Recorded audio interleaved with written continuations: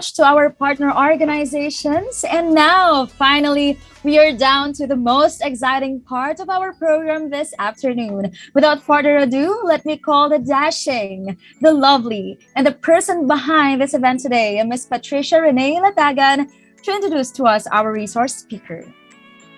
Hello, everyone. Am I audible? Yes, you're audible. So our promising speaker for this afternoon is a permanent university lecturer in international relations and human rights in the Board of Examiners, chair of the MA in International Relations program at the Institute for History, Leiden University in the Netherlands. He is the author of Aid Imperium, United States Foreign Policy and Human Rights in Post-Cold War Southeast Asia, University of Michigan Press, 2021. Co-editor of Human Rights at a Risk, International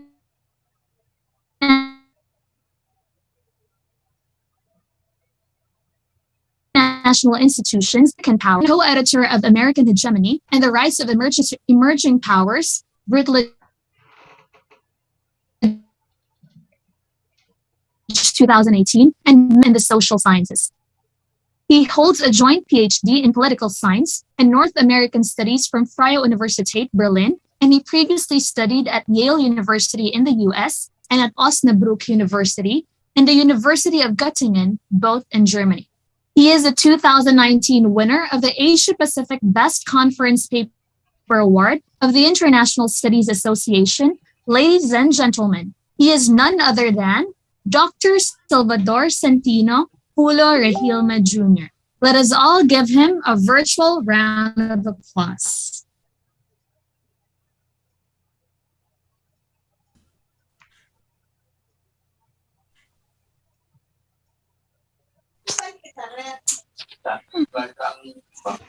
Baka daw pinakailangan ng anak niya.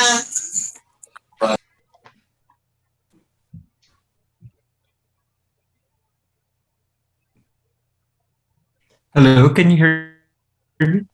Yes, sir, we can hear you. Yeah, thank you so much for the very warm welcome and also the very generous introduction to all the student organizers, to Patricia Latagan for this, so to Peter Daet for the invitation. Okay, so I think I can start now with my presentation. Let me just share my screen for the moment.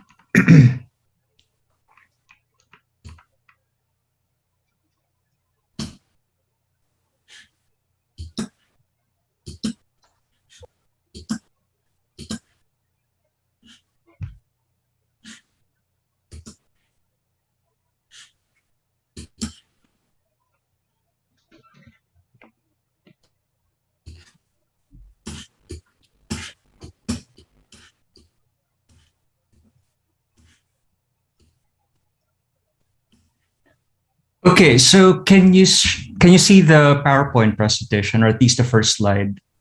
Yes, sir, we can see it. Okay, so first of all, good afternoon to everyone at Bicol University and perhaps some other affiliates outside of the university. Greetings from the Netherlands. I'm currently at South Holland and it's morning here. First of all, before I begin with my presentation, I'd like to first thank Professor Peter Daet for this opportunity. Peter was my former student when I was a visiting professor at De La Salle University many years ago, almost more than a half decade ago. And it was a pleasure that was my first cohort of Filipino students after my studies in Europe. And that was also an opportunity for me to visit the Philippines after not being there for a prolonged period of time. So thank you so much, Peter, for this opportunity. Secondly, I'd like to thank all the students and the student organizations who made this event possible. I may not be able to name everyone, but I think I just wanted to express my gratitude for making this event possible. And I've seen the promotions on social media. Some friends actually flagged these kinds of promotions. So I think that I do appreciate the efforts. And thirdly, I'd like to express my thanks to the university officials, from the dean, the department chair, and perhaps the technical assistants who made the Zoom event possible. So let me begin. So I think I'm gonna speak in the next 30 to 40 minutes, but if my time is up, please let me know and mute me if that's possible. But I'm gonna stick to my time constraints, but because I appreciate more discussions afterwards. So the topic of my presentation is based on my forthcoming book. It's a book that will come out this November 9, 2021, so a few weeks from now.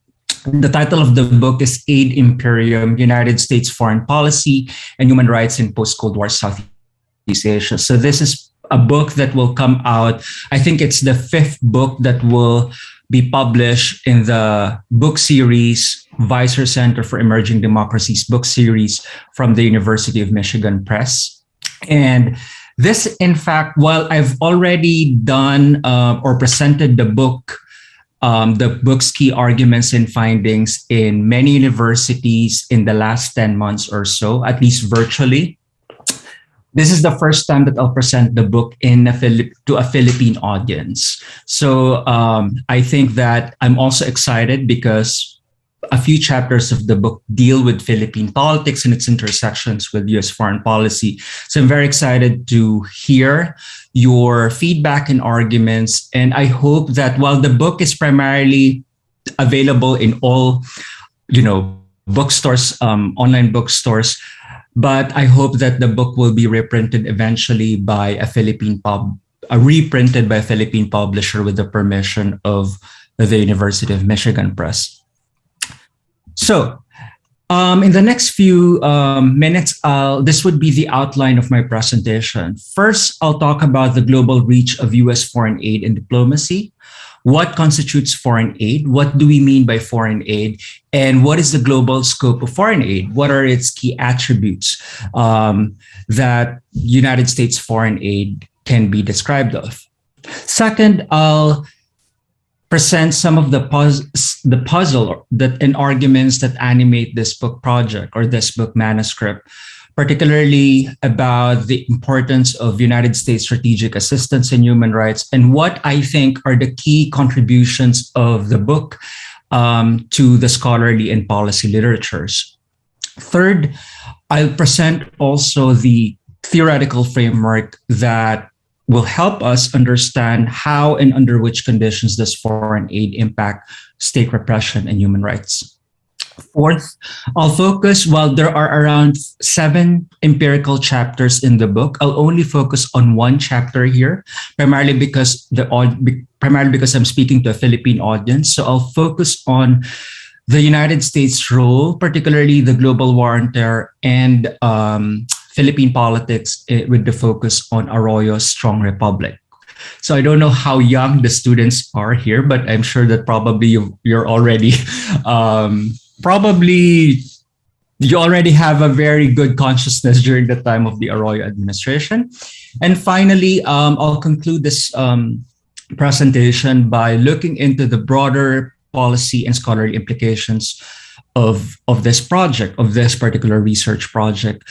How can we understand the impact of US foreign aid in human rights in a broader context, particularly in other cases in the global South, right? Particularly those countries that receive large amounts of foreign aid and very strong political support from the United States.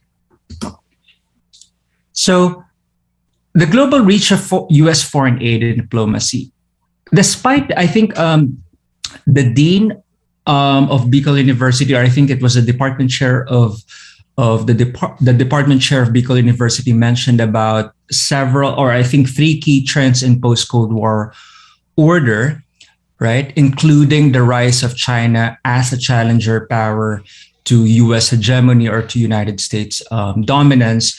The United States, nonetheless, remains the largest single foreign donor government with more than 200 recipient countries.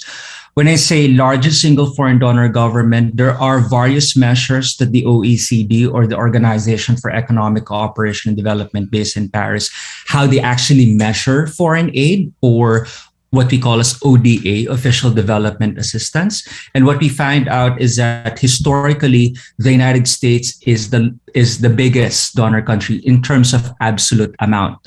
So when you say absolute amount, we're referring to the actual amount of money first promised by the US government to specific countries worldwide and was actually dispersed. Nonetheless, the United States is relatively small in terms of the amount or the percentage of foreign aid as a percentage of its national income. In fact, if you compare US aid in terms of percentage of its national income, Sweden remains as the top country in terms of the giving of foreign aid as a percentage of its national income. So I think Sweden in the last 5 to 10 years or so gives out 1% of its national income or the size of its economy as a monetary amount as a foreign aid monetary amount to other countries. Nonetheless, when you look at absolute amounts, we're talking about billions of dollars worldwide. And in fact, in the case of the United States, if you're interested more about the particular empirical attributes of US foreign aid, you can measure that. And in fact, it's available if you Google USAID Green Book. It's available in the US State Department web archives. For quite some time when I was finishing the book, during the time of the Trump administration, the USAID Green Book was unavailable. So there's a stop until 2016. So the data spans at least from 1948 until 2016. There are 200 recipient countries in the last 5 to 6 decades or so. So some of the countries are no longer existing, but as of the moment, almost all the large majority of countries all over the world receive foreign aid, even some of those in the global north. But a large number of the top foreign aid recipient countries include Israel, for example. So Israel receives a large amount of foreign aid from the United States. And no wonder that you can also see the military prowess and the military equipment that's being used by Israel. It's perhaps the most militarily capable country in the Middle Eastern region. And to a large extent, this military prowess can be attributed to US military assistance and to some extent economic assistance over the years. However, what we can understand, what we do recognize is that United States foreign aid was under assault under the Trump administration. Trump was very recalcitrant in providing foreign aid to many countries. He thought that this was useless, it was futile, and it was not really promoting the interests of the United States. Considering that Trump is out of power, Biden is now continuing the tradition of post-Cold War US foreign aid program, particularly by providing or at least pledging foreign aid to various countries worldwide in the name of democracy, human rights, promotion of civil liberties, and all these types of normative discourses. Whether or not that is really the case is open to discussion, and to a large extent, I deal about that in the book.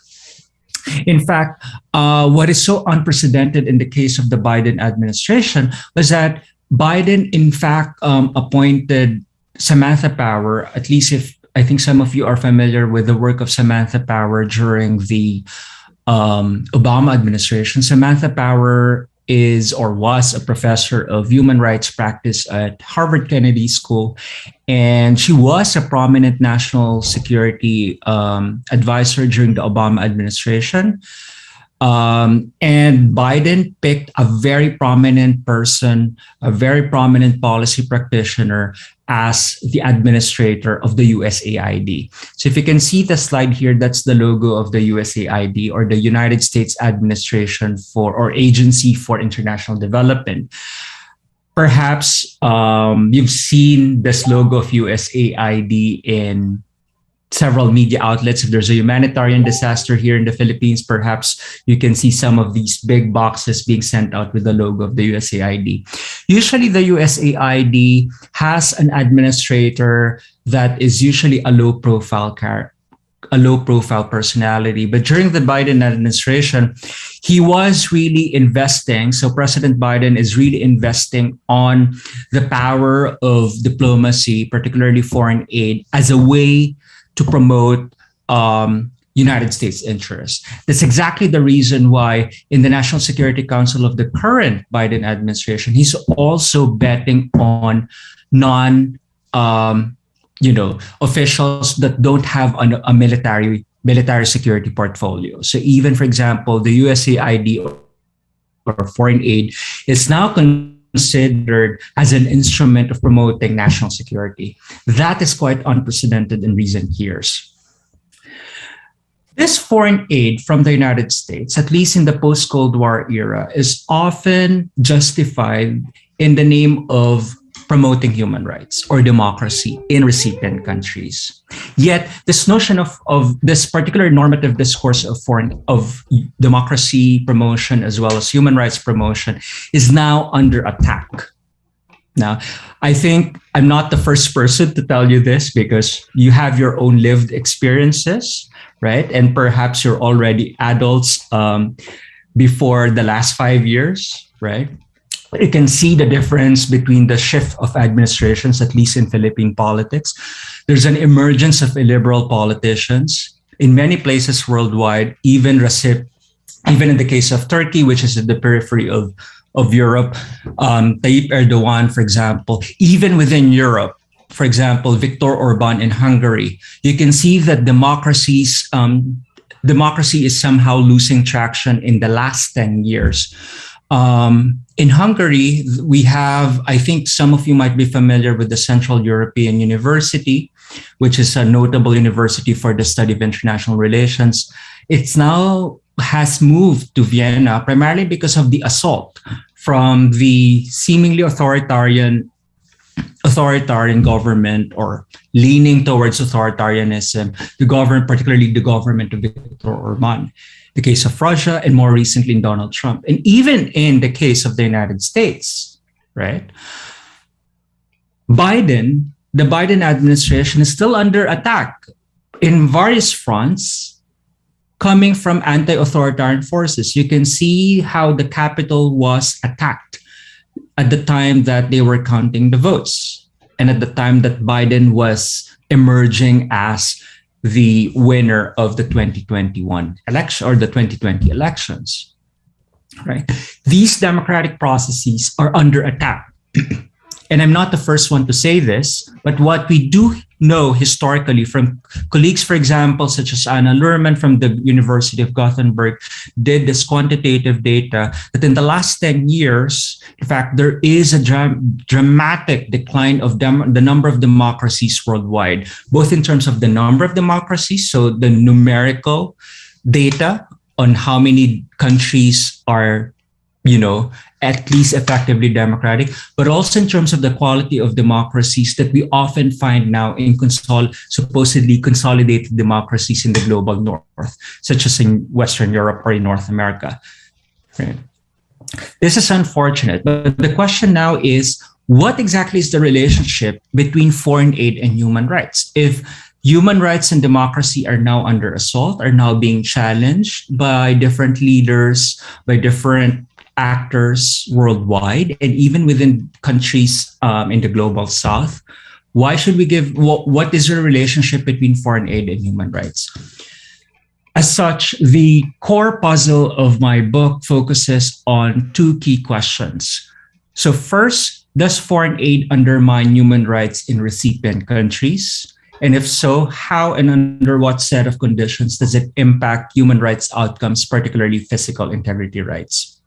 So what do I mean first by so let's try to disaggregate what are the key concepts in this puzzle. So I focus instead on physical integrity rights. And when I say physical integrity rights, or it refers to the freedom of the human person from extrajudicial killings, enforced disappearances, physical harassment, and torture.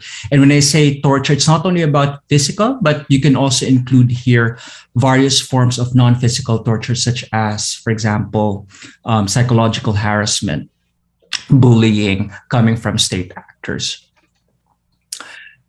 When I say foreign aid here, I use the term in the book. I go beyond the term foreign aid. I particularly use the term foreign strategic support or foreign strategic assistance. And I prefer this term rather than the term foreign aid. And why is that?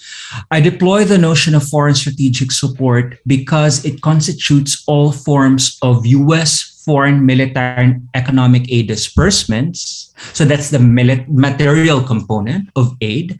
But also we have the strategic political discourses and diplomacy that underpin them.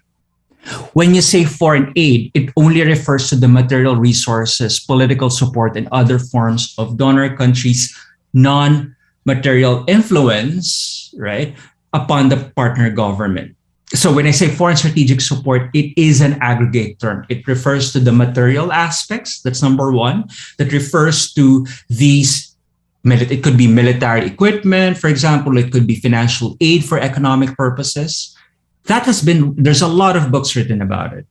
But what has been ignored in the scholarly literature on foreign aid, particularly in my field such as political science, international relations, in sociology of development, for example, or even in anthropology of development or development of anthropology, the argument is that they actually disregarded the non-material dimensions of foreign aid.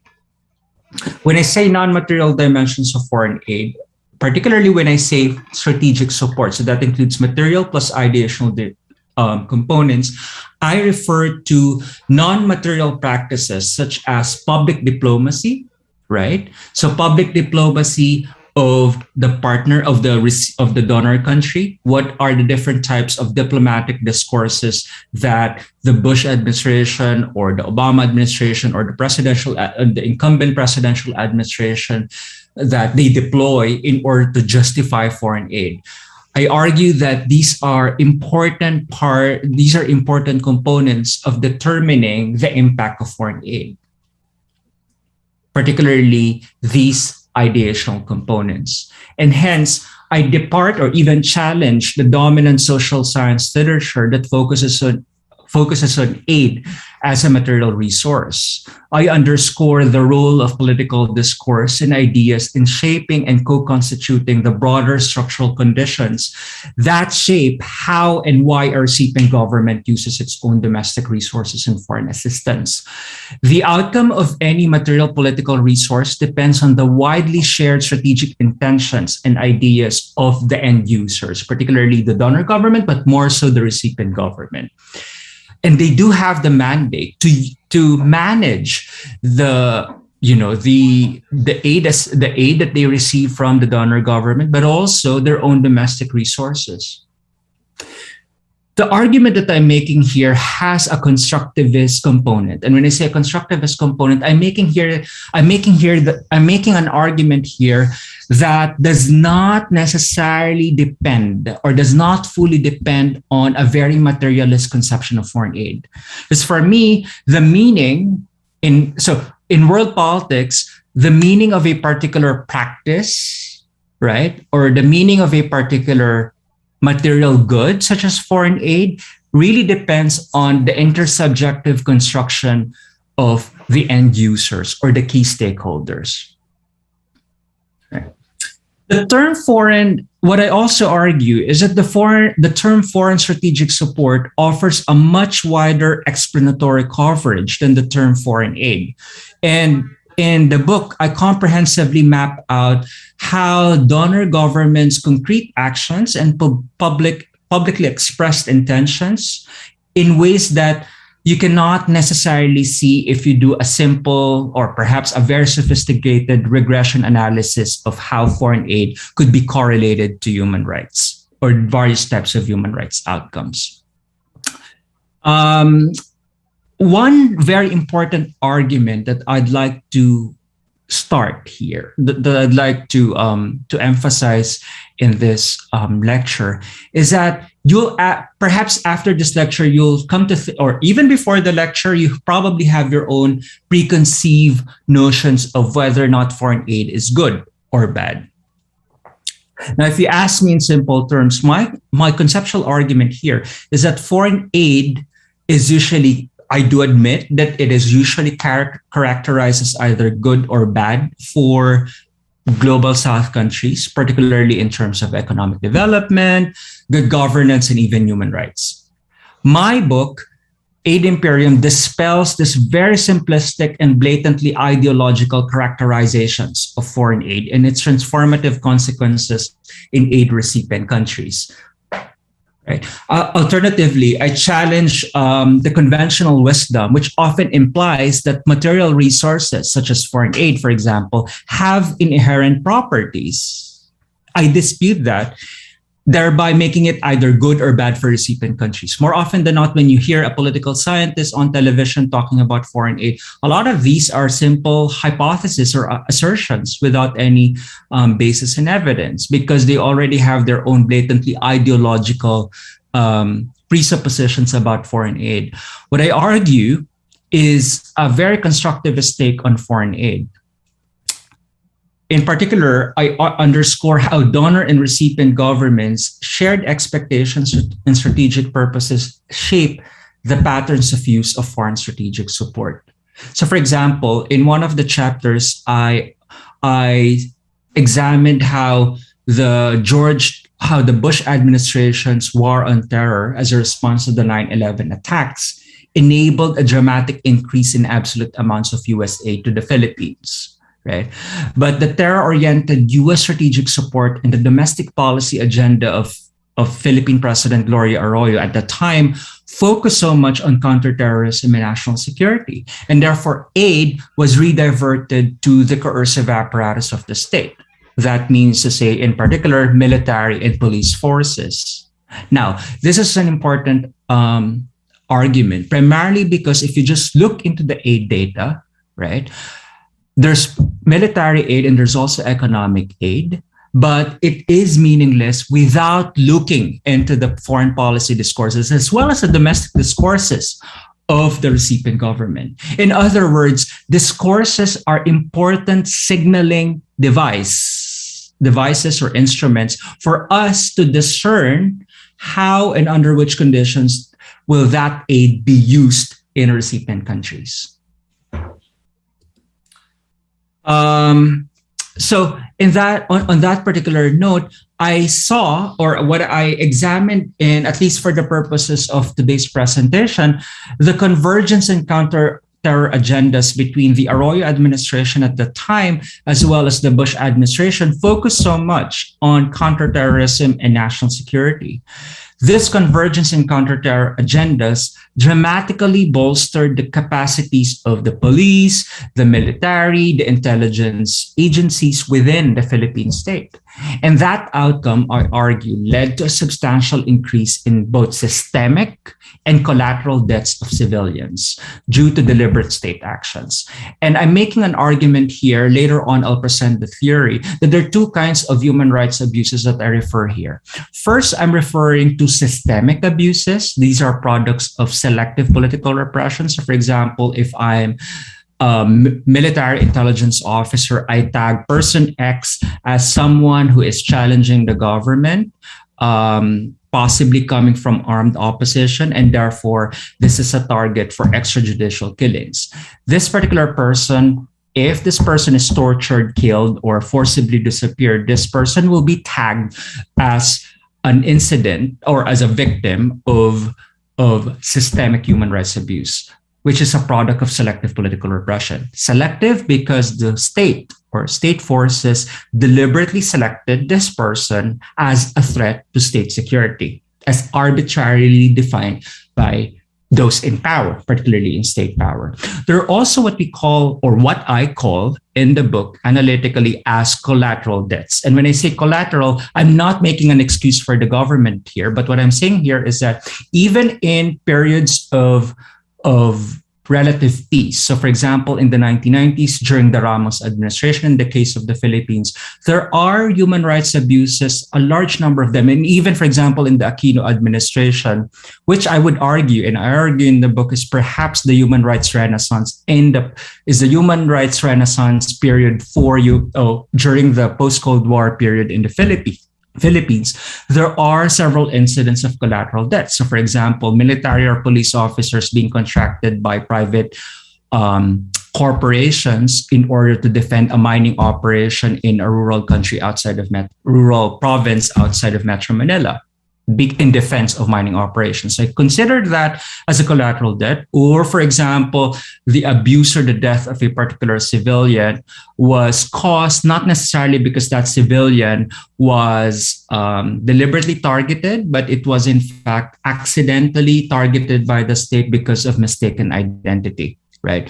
The point being is that I use this differentiation between systemic and collateral debts not to compare which one is less evil, but it's just for analytic heuristic purposes. Both of them are evil outcomes and therefore should be avoided. Now, globally, you can see here the data that, so in the book, I presented a lot of graphs, and also in the ebook version that looks into the specific numbers. But what you can see here is a simple diagram that characterizes the relationship between U.S. foreign assistance and the level of physical integrity rights abuse from 1976 to 2016. So I used the data here. Can you see the graph here? Yes. Excuse me. Yes. Yeah. Okay. So you can see in the horizontal axis numbers 1 to 5.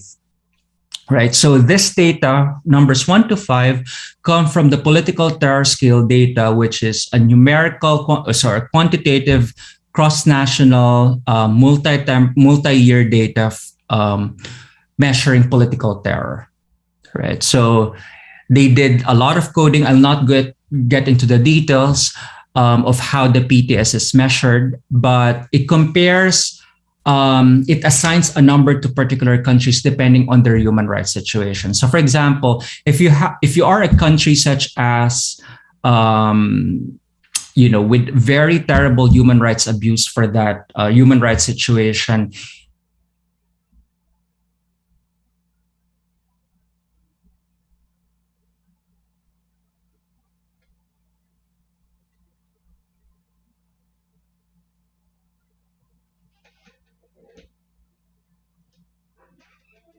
with a low score such as 1, right? These are the countries that tend to experience very rare occurrences of political murders, torture, and political imprisonment within their borders. So possibly these are countries such as Switzerland, Germany, and perhaps to a lesser extent, the Netherlands. Believe it or not, there are also political murders happening even here in Europe. I mean, more recently, if you've heard of the case of a Maltese journalist, so from Malta, who was murdered because of her expose and investigative journalistic work about how billionaires and millionaires and super rich people actually launder their wealth, right? So even here in Europe, there are political murders. But for the purposes of the PTS here, if you are a country with a score of 1, you tend to have very rare occurrences of these state abuses. But if you have a score of 5, it is very abusive. So 5 is extreme. This could be North Korea. 1 is the lowest. It could be the case of Switzerland. Now, what we can see here is that although extremely abusive states with a score of, so figure 1, so this particular figure, it demonstrates that countries with a score of 3 in the political terror scale, so you can see here the horizontal axis, or those that have rampant state-sanctioned extrajudicial killings and imprisonment of political dissidents. In my work, this could be the case of the Philippines, Colombia, Pakistan, for example, Kenya, Nigeria. Those that have these kinds of abuses receive the highest amount of U.S. foreign assistance.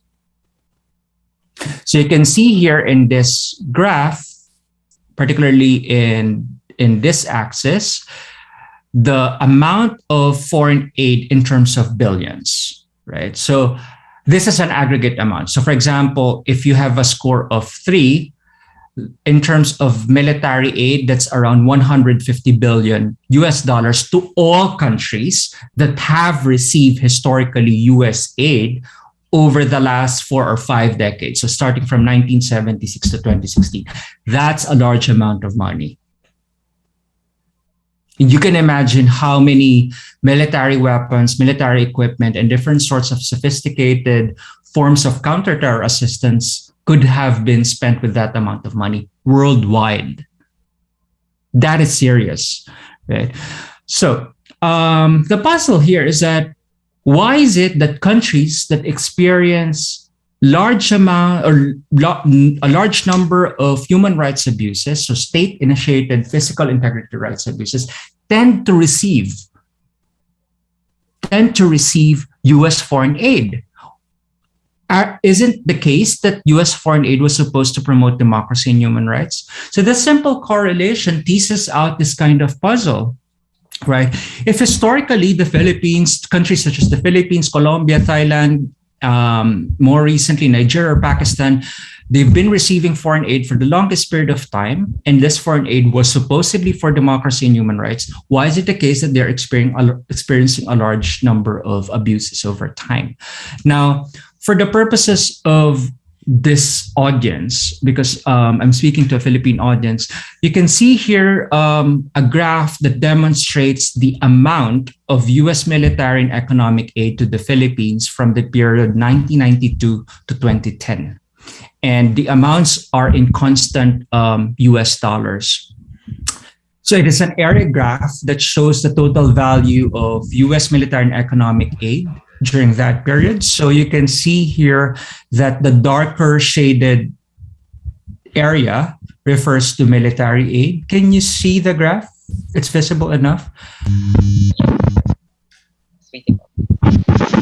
Okay, so the dark shaded graph here, bar, no, it's not a bar, but area, I would say, refers to military aid, and the gray shaded area would refer to economic aid. So in 1992, the US government provided around 50 million US dollars worth of military aid to the Philippines, right? So 1992, there's a time lag. Of course, the Cold War somehow ended in the early 1990s, but it took some time before it really trickled down in terms of foreign policy priorities such as foreign aid. That amount of 50 million US dollars in 1992 dropped to only 5 million at any given time in the 1990s. Except in 1999, for example, because in 1999, you have the Estrada administration. If you can remember, I don't know if you were already born at the time, in 1999 to 2000 to 2001, the Estrada administration launched a counter-terror effort or counter-terror military operations in Mindanao. And that also that required a boosting in terms of foreign aid, particularly for counter-terror operations. The total value of US military aid eventually increased to nearly $8 million in 2002. And those amounts stayed within the range of 5 to 7 million.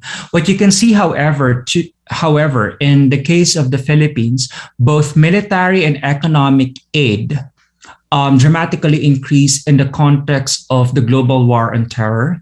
So the Philippines is not an exception here. If I looked into the quantitative data from many global South countries that have very strong, historically strong diplomatic relationships with the United States, a lot of these countries pledged assistance to the United States, particularly in the global war on terror. The Philippines was part of that during the Arroyo administration. And as a result of that pledge and lobbying in Washington, D.C., that resulted in a dramatic increase of foreign aid from the US, from the Bush administration. What you see, however, is that it's sometimes puzzling to think that yes, military aid increased, but economic aid based on this graph also increased. And in fact, it's so much higher than military aid. Now, if you're an ordinary macroeconomist or a development sociologist, you only look into these foreign amounts.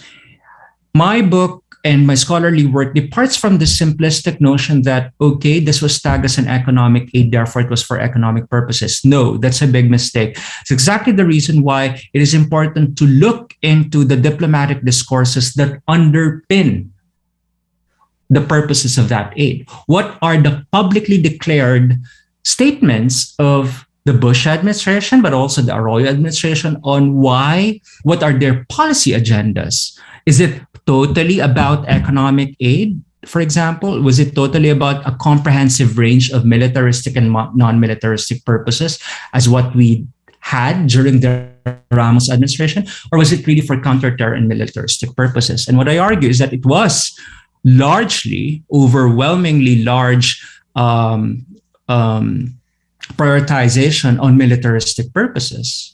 Right. So even if you say that it's for economic aid, it was largely for militaristic purposes. So I'll give you an example. So if you look into the USAID Green Book, one might say, okay, this amount was given to the Philippines for road development projects.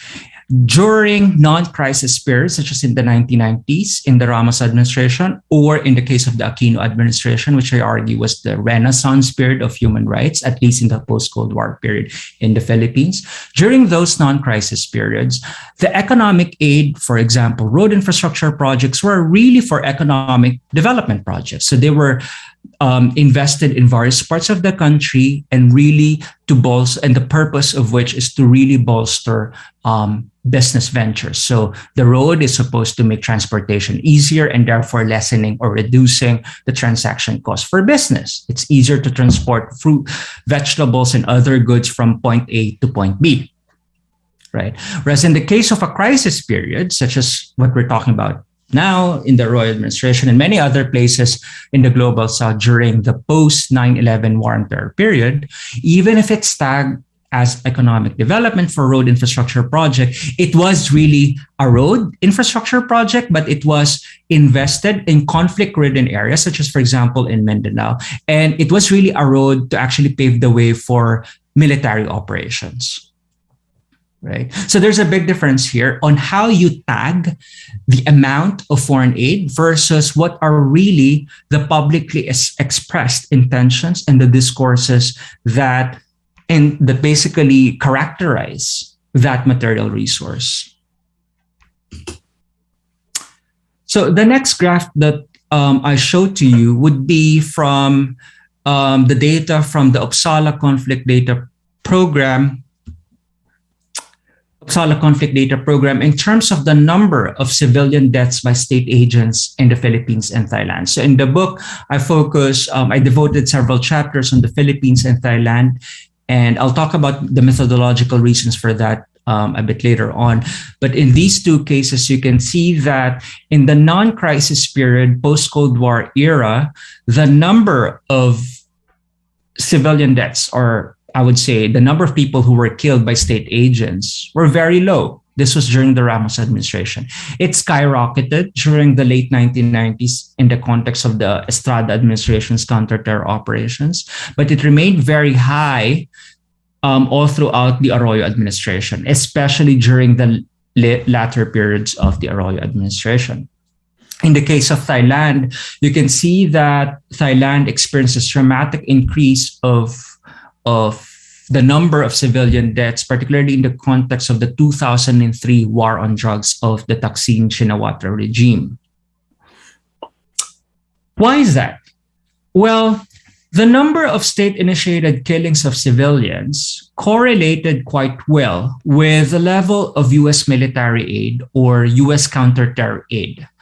In the early 1990s, both countries recorded high amounts of foreign aid and prevalent human rights abuses. So this was in the last few years of the Cold War period. Yet the late 1990s recorded, and so mid-1990s up to the late 1990s, recorded a record decline of US aid together with a substantial improvement in human rights. In early 2000s, the spike in US military aid coincided with the deterioration of physical integrity rights in recipient countries, including the Philippines. In fact, after the Bush administration designated Southeast Asia as the second front in the war on terror, the total amount of US aid to the Philippines and Thailand remarkably increased. And the Philippines, so for example, after receiving post 9/11 US counter-terror aid, the Philippines recorded an annual average of 23 cases of enforced disappearances. So desaparecidos, so those who are forcibly disappeared, and 132 instances of political killings per year from mid-2001 to 2009. That's a big number because in the period 1992 to 1998, the average number per year of enforced disappearances would be 5. from 5 during the Ramos administration to 23 per year in enforced disappearances. In terms of political killings, you have around 33 political killings in the 1990s during the Ramos administration. So 33 political killings to 132 instances from 2001 to 2009 during the Arroyo administration. Of course, these estimates, as explained in the methodological appendix of the book, are conservative. Conservative because only those that have been reported eventually end up in the records of human rights organizations. The kind of human rights deterioration during the global war on terror in the Philippines is not an exception in terms of the global trend, right? Just looking in the region, in the Southeast Asian region, Thailand in the 1990s recorded very few, in fact, almost zero. But of course, you shouldn't believe that it's zero because it's the mere fact that it wasn't just reported. But it was large. This was the this is the renaissance for democracy or democratic renewal in Thailand, right? Afterwards, so there were very few state-sanctioned political killings in Thailand in the 1990s. Afterwards, the US-supported Thaksin Shinawatra administration implemented the highly repressive war against so-called suspected terrorists and narcotic drug dealers and traffickers, which registered at least 2,500 political killings of civilians in 2003 alone, and more in the following years until the ouster of Thaksin in 2006. Now, I did not include here the years after Thaksin because what happened thereafter is already a democratic regression, and one can say there cannot be considered a nominal democracy. So why did I choose Philippines and Thailand? So just a few words on methodological remarks. So both countries possess a lot of similarities to the extent that they can be meaningfully compared and analyzed with each other, so using natural experimental methods. Although Thailand was never formally colonized by Western power, in contrast to the Philippines, which we were colonized by, or the Philippines was colonized formally by Western powers. Both countries are signatories of a mutual defense treaty ally with the United States. So Thailand and the Philippines are. Thereby, we hold the relations with the most powerful donor country, which is the subject of the analysis, almost constant. By making them constant, we're able to highlight both the independent and the dependent variables. So the independent variable would be US strategic support, US foreign strategic support, and the dependent variable will be the human rights situation. Both countries are also middle-income countries, and they belong to the same world region, and they therefore share a fairly large set of similar political, economic, and geostrategic challenges over time. And the methodological reason for this is that the main point is about assessing the causal relationship. So by beginning the comparison with common foundations, so my case selection strategy is less likely to overlook even unseen variables that might better explain the outcome under consideration. Hence, both countries have similar political systems in many other respects except the key variables under consideration. In this next graph, you can see the data that I aggregated from different human rights organizations. And what you can see here is the average number of political killings per year per presidential administration. So in the earlier graph, this graph is based on the data from the Uppsala Conflict Data Program. One would say the Uppsala Conflict Data Program is the gold standard for measuring the number of human rights abuses globally per country and per year. I'm not contented with that. I wanted to check, do these data from a foreign organization match with local sources? So I looked into the aggregate data from human rights organizations and explained in the book what are these human rights organizations and from which data are they coming from, which organizations do these data come from. And what I argue here is that you can see the similar pattern. Sure, the exact numbers differ, but you can see a pattern, right? So during the Cold War, 1990s, late 80s, you have a high number of political killings. That dramatically declined during the Ramos administration, and then it skyrocketed during the Arroyo administration. In fact, it was so high in 2005 and 2006. You might remember that this was also a time that the Arroyo administration was bidding for elections, so 2004. And if you're familiar with the 2004 elections, this was also the time that the Arroyo administration apologized on national TV concerning electoral fraud scandal. I don't know if you're familiar with the Hello Garci scandal. But you can see here that the number of political killings increased. And later on in the theory, I'll talk about the importance of domestic legitimacy of the recipient government, because domestic legitimacy of the recipient government will determine whether or not the incumbent administration, the aid recipient administration, will actually use aid plus domestic resources, not only to repress and to kill political dissidents that are armed. So these are armed rebels, or for example, armed communist rebels or armed Islamic fundamentalist rebels, but also, right, political dissidents which are unarmed. I'm referring to civilian dissidents, student activists, sometimes media journalists. In the case of the Philippines, for example, a lot of local journalists are being killed if they're outside of Metro Manila.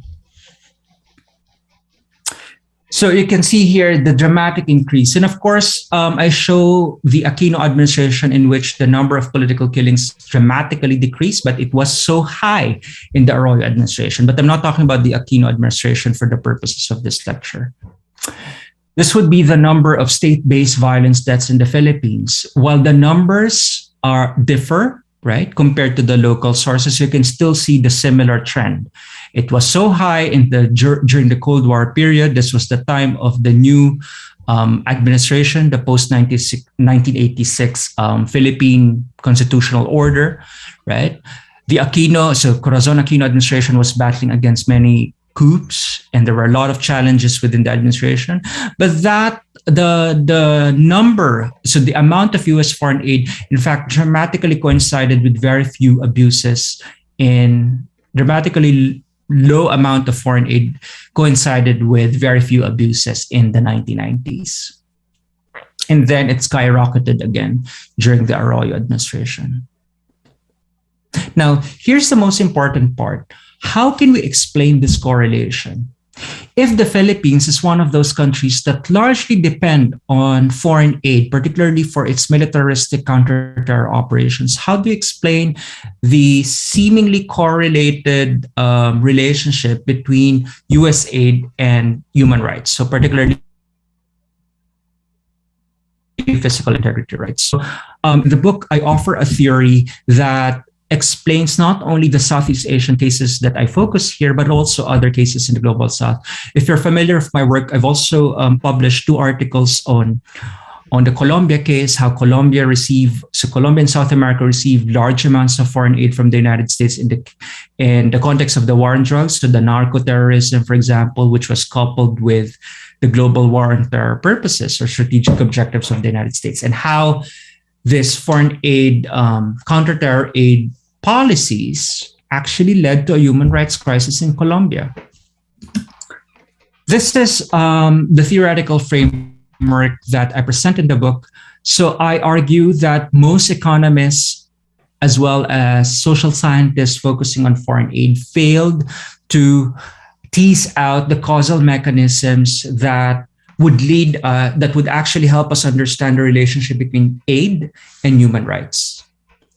Economists did a lot of macroeconomic data and macroeconomic analysis with very sophisticated statistical methods to tease out these 2 variables, right? But it wasn't really clear what are the steps that lead variable A to variable B, so aid to human rights. This causal story is extremely important because as social scientists, we're not only interested in correlation, we're interested in the causal story, the causal mechanisms. So I present here at least several causal mechanisms that link foreign aid with human rights outcomes. The first mechanism is ideational by nature. This is what I call as a strategic localization of discourses. This is about the intended purposes and strategic purposes of both donor and recipient governments. Donor governments, for example, the United States. So I did field work in Washington, D.C. during the period 2013 to 2014. And both in the literature, but also in practice, the United States, as the largest recipient of foreign aid, is not asking all countries, do you want foreign aid? That's not how foreign aid works, right? Foreign aid works in such a way that potential or prospective recipient countries sometimes, or more often than not, usually, hire lobbyists, lobbying firms based in Washington, D.C., to lobby members of Congress in the United States Congress for them to be given foreign aid. In other words, if you're a government of a particular country X, you will hire a lobbying firm in Washington, D.C., and this lobbying firm will actually interact with key government officials to make the case that your country is very important for US national interests to such an extent that the United States, it is in the United States' best interest to provide country X foreign aid. That's how it works, right? I mean, the United States is not out there shopping around who wants foreign aid. It's about lobbying. It's the politics of lobbying. That's why if you've been to Washington, D.C., I mean, almost apart from the federal government agencies, right, there's a lot of law firms and lobbying firms. A lot of these law firms also do lobbying for foreign governments. So this lobbying process, right, is what we call a strategic localization of discourses. And the recipient government here plays a very big role. It plays a very big role because in the context of foreign aid, in the literature on foreign aid, in the scholarly literature on foreign aid, they only emphasize that donor governments have a very pivotal role in the politics of development. That is, I would say, blunder, scholarly blunder, primarily because if you look into the politics of aid, recipient governments, in fact, are not passive agents. They play a highly active, set of efforts to make sure that they receive foreign aid and that foreign aid will be useful for the recipient government. So in the fieldwork that I did, what I found out was that in fact, there are publicly open source documents and reports from investigative journalists in the United States confirming that the Thai government and the Philippine government lobbied that they promoted the idea that Southeast Asia is the second front on the war on terror. They promoted the idea that the armed rebel groups in southern Thailand and southern Philippines were operationally linked to the Al-Qaeda and the global terror networks. What we do know is that this proposed link is resting on very shaky ground. I mean, John Siddle of the LSE wrote about this, but what we do know was that it was not clearly established where that operational link between our local armed rebel groups to the global terror networks. This link is untenable. And however, that's not important for the purposes of foreign aid. The Bush administration and the key foreign policy establishment officials believe this. And therefore, they dramatically increased the amount of foreign aid to Southeast Asian countries, particularly Thailand and the Philippines. And this is what I call as the strategic localization. This is the ideational component of foreign aid. All right. And you can see here that this balancing act of foreign aid is not only a balancing or not only a discursive act of the donor government the recipient government, so the Philippines or Thailand, telling the US government, we need aid because we have our own problems here in southern Philippines, and therefore they need to be solved through counter-terror operations. And in fact, by the way, the armed rebel groups are linked to the global terror networks, and therefore our interests are converging. So therefore we deserve foreign aid. That's not only the case. That's the first level of analysis, the donor country. But the second level of analysis would be the domestic public. If you are already aware, during the Arroyo administration, there was a very strong public sentiment and anxiety in terms of national security interests. The imminent threat of a bombing or a terror attack in public spaces during this time was very strong, and therefore there was a sense of urgency for counter-terror operations to take place. So in that way, the recipient government, through strategic localization, actively promoted the idea that foreign aid is good not only for the donor country, but also for the domestic public. And as a result, this is what we call interest convergence, right? The convergence of shared purposes between the United States and Southeast Asian governments. In the context of the global war on terror period, this was largely for counter-terror operations, military security, state security. The priority was not really about infrastructure. The priority was not about health, public health, right? The priority was not about education. The priority of foreign aid plus domestic resources of the Philippine state was really for state coercion. And this interest convergence has very transformative implications on resource mobilization. And this is the third mechanism here. Resource mobilization, which means to say that in my causal story in the book, I do not only refer to the role of foreign aid, but also domestic resources. Domestic resources and foreign aid were given for military purposes, and the way that it was being spent was opaque to the domestic public. Usually these funds are tagged as intelligence funds, and once they're tagged as intelligence funds, the public will not be able to see them, or even our Congress members might have limited access to how these amounts are being spent. That sounds very familiar, especially in the context of the pandemic. Now, if the interest convergence is really for counter-terror purposes, for militaristic purposes, it produces two mechanisms that directly generate physical integrity rights abuses. And this is what I call as first, selective political repression. If the foreign aid, if the recipient government is very insecure, it has low domestic public legitimacy. And this was the case, in fact, of the Arroyo administration in the 2000s, in the year 2000, the first decade of the new millennium. Right? They explicitly target political dissidents, even if they are unarmed. And this is what I call as targeted abuses. The second mechanism is what I call as the erroneous coercive state practices.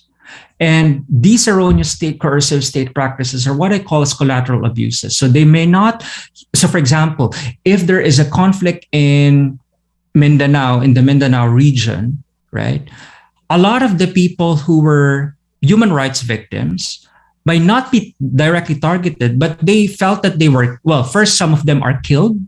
Some of them are forcibly displaced because that is the inevitable outcome of a conflict, of an armed conflict between the state and non-state actors. And they are what I call as collateral abuses. So as I mentioned before, it's not a way of excusing the state, but it's a way to analytically capture those types of abuses. And both of these types of abuses generate physical integrity rights abuses. Now, if you follow the way that I explain this, let's forget about foreign aid. Let's forget that the United States is giving out foreign aid. Let's forget the very low domestic legitimacy that the Arroyo administration had.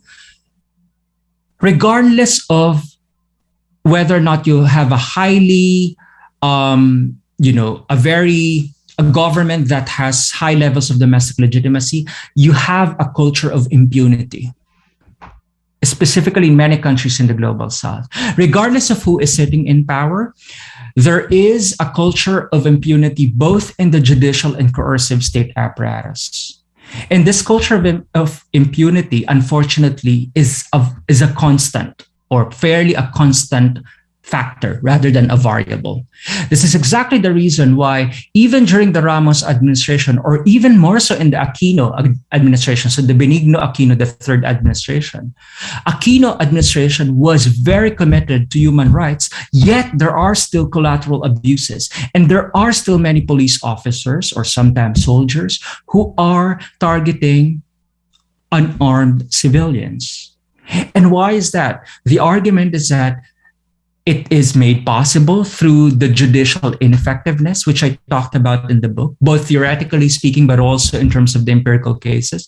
But also within the coercive apparatus, there is a lack of esprit de corps, as Samuel Huntington would say, or the lack of professionalism within these coercive apparatus. The culture of corruption is so endemic that even if you have an executive branch that enjoys high levels of political legitimacy, and that is so committed to human rights, to fundamental human rights as guaranteed by the Constitution, as it was the case of the Benigno Aquino III administration, you still have this culture of impunity that could generate these collateral abuses.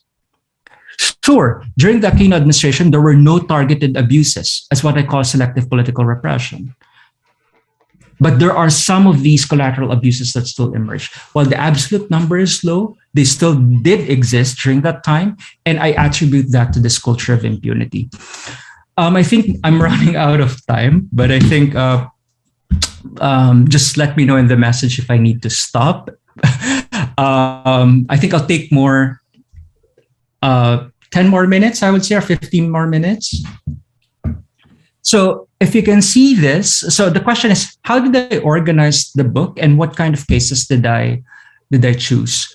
So to understand this, the independent variable would refer to first the foreign strategic support. So foreign strategic support here, can you see this table here? So the table here, foreign strategic support is composed of two components. The first would be the foreign aid. So as the material resource, it can be easily quantified, right? And then second, you have an ideational component of foreign strategic support. And it could be for counterterrorism or for a comprehensive range of security interests. The second set of independent variables would refer to whether or not the recipient government has strong legitimacy or weak legitimacy. So for today's lecture, I'll only make this short, but in the book, I explain what do I mean by legitimacy and how do we say if it's weak or strong. Now, you also have an enduring condition, which is the culture of impunity. I argue in the book that this culture of impunity is more of a constant or an enduring condition rather than a variable. Why? Because what I argue is that the ineffectiveness in the culture of corruption within the judicial apparatus, right, but also in the coercive apparatus of the state are so entrenched that they did exist starting from the very start. I mean, the post-1986 world order up to the current period. And you have the outcome variable would be the type and magnitude of human rights violations. And the final column here referred to the empirical case. I only focus on the empirical case for today's lecture on post-9/11 Philippines. And in the post-9/11 Philippines, you have a lot of foreign aid coming from the government, from the US government.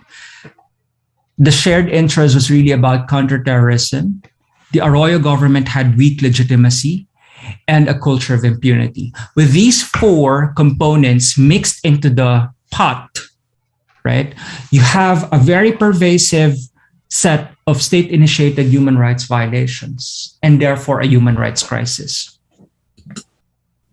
Why did I call it aid imperium? So apart from the fact that the United States is the world's largest giver of foreign aid operates within a world order that facilitates constitutive yet hierarchical relationships between powerful donor state and a comparatively less powerful recipient countries. Although the American foreign aid imperium legitimizes itself when US government officials emphasize foreign aid programs' purported benefits to the recipient government. Sometimes they frame it during the time of the global war on terror. It was really for terror-oriented purposes to promote state security, and in doing so, you have democracy promotion. You might remember Afghanistan, for example, right?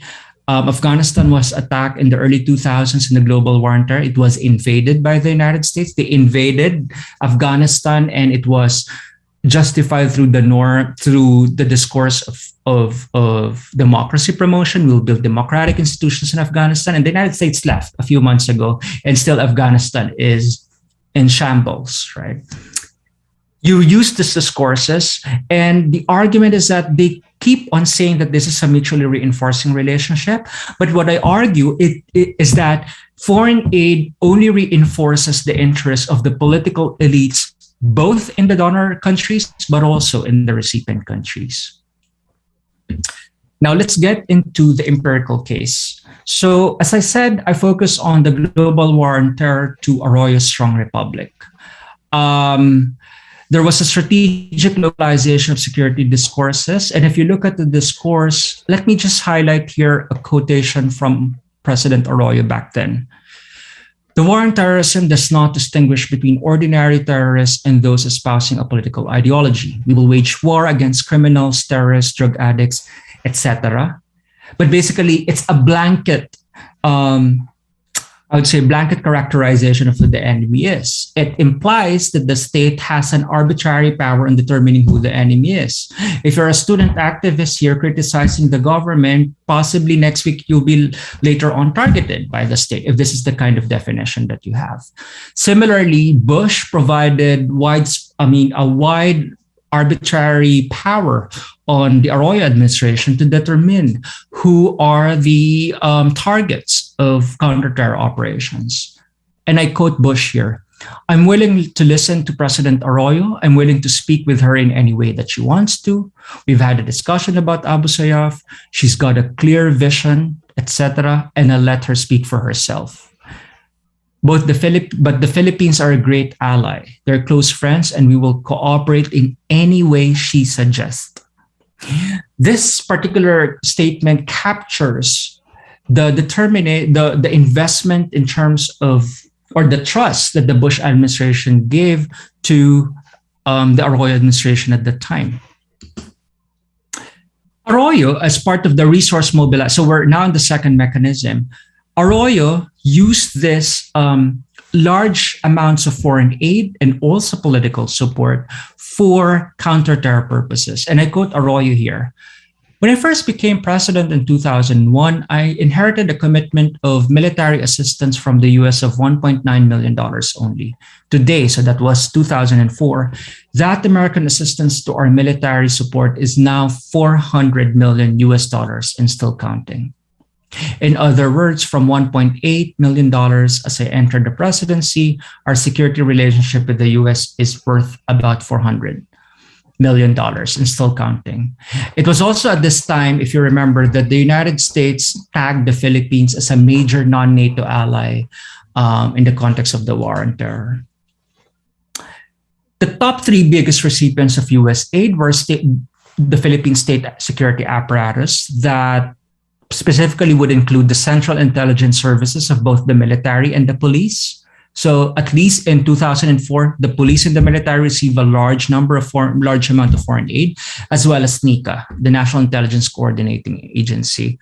What is the purpose? The purpose was really for increasing state violence.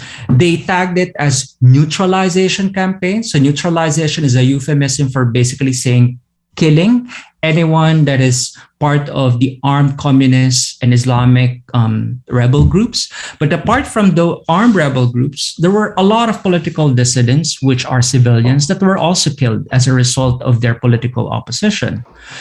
Arroyo and her government branded progressive and nonviolent organizations, which were critical of specific government policies.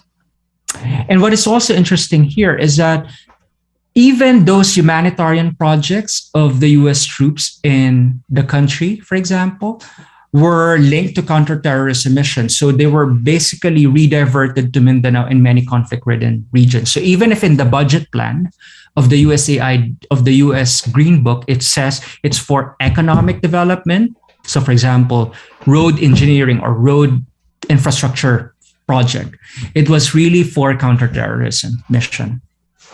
Arroyo's strategy for using aid was basically two-pronged. First, she needed to win the support of the military. So you give foreign aid to the military and police. In exchange, don't basically launch a coup against me. So it's a game for political survival. Second, you also need, because you have a very low level of legitimacy, at least at the time for her, the goal was to weaken all forms of political opposition, not only armed political opposition, but also unarmed political opposition.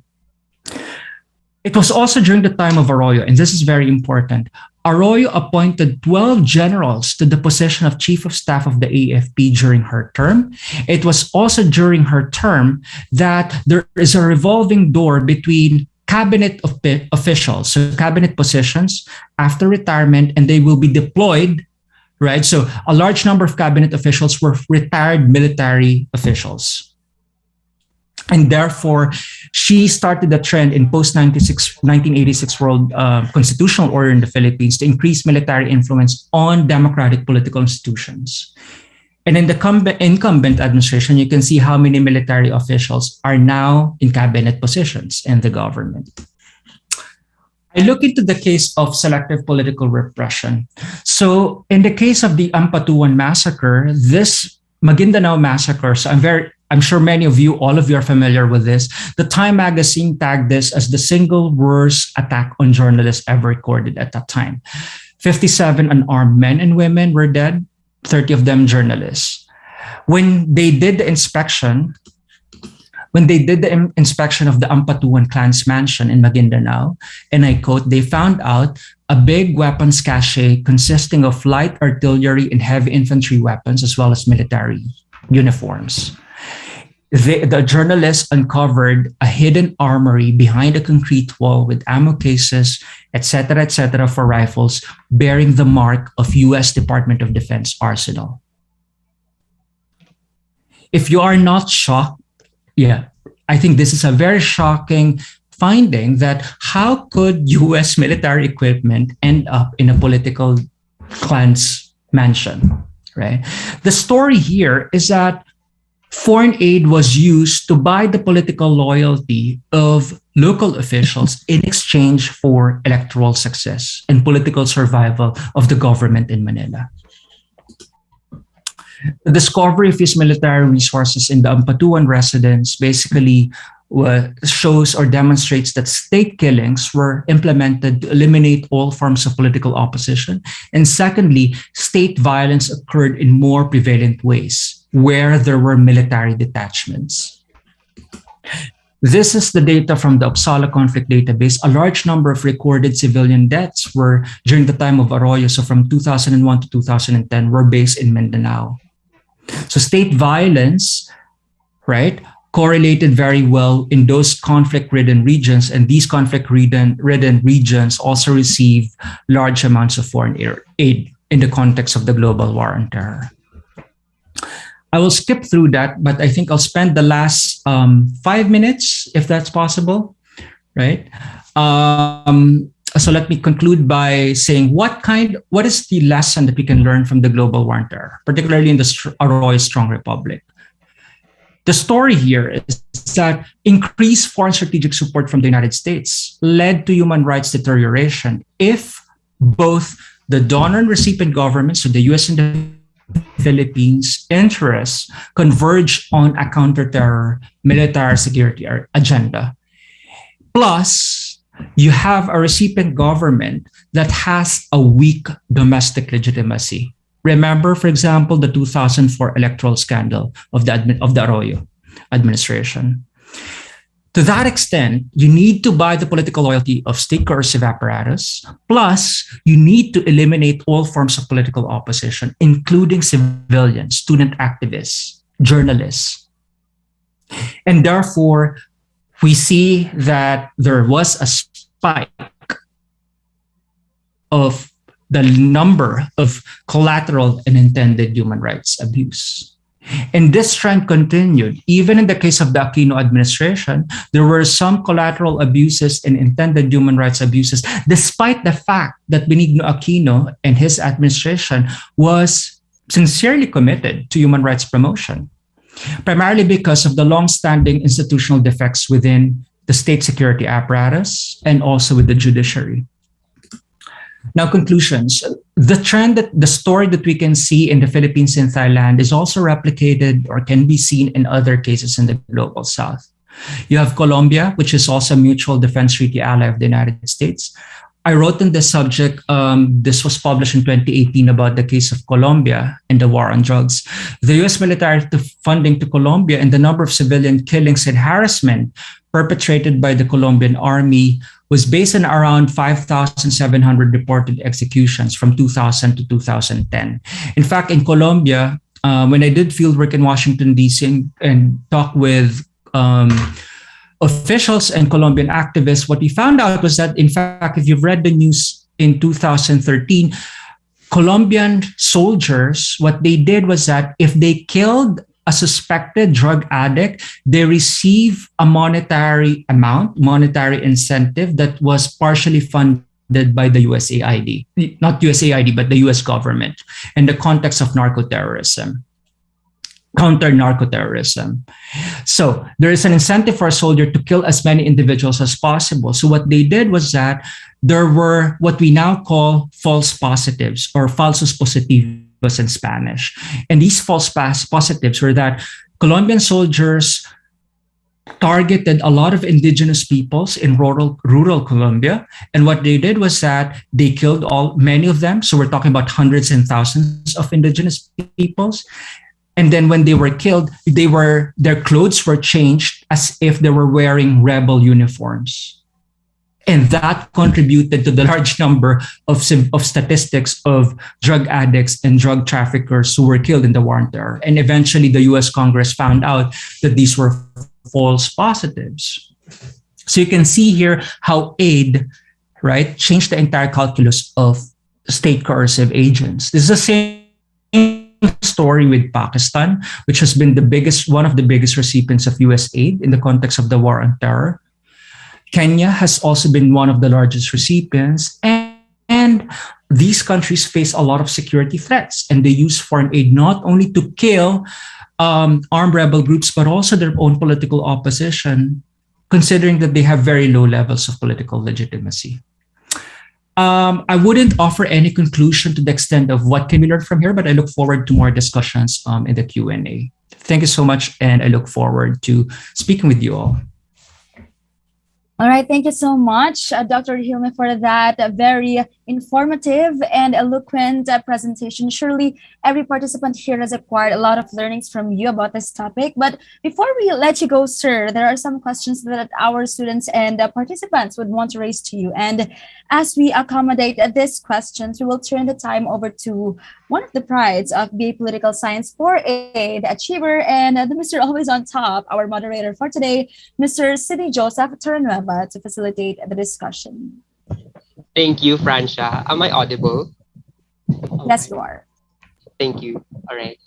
Good afternoon, Dr. Regilme, or shall I say good morning there in Netherlands? All right. We can at least give you a few minutes to drink your water after that very insightful discussion. All right.